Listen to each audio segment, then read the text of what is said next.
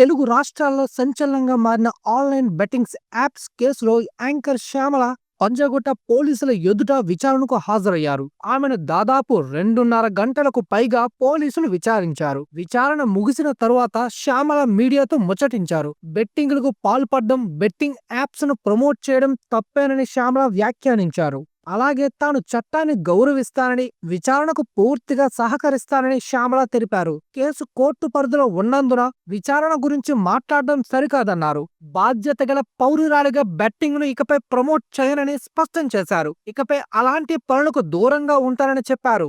Betting apps ద్వారా ప్రాణాలు కోల్పోయిన వారి లోటును ఎవ్వరూ భర్తీ చేయలేరని, వారి కుటుంబాలకు తన ప్రగాఢ సానుభూతి తెలియజేస్తున్నానని వాపోయారు. ఇక బెట్టింగ్ యాప్స్ ప్రమోషన్స్ చేసిన కేసులో తన న్యాయవాదితో కలిసి విచారణకు హాజరయ్యారు శ్యామల.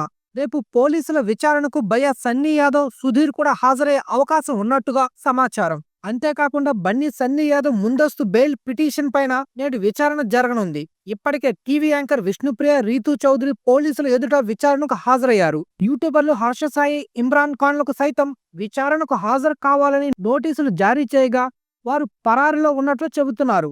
వీరిరువురి కోసం పోలీసులు గాలిస్తున్నారు.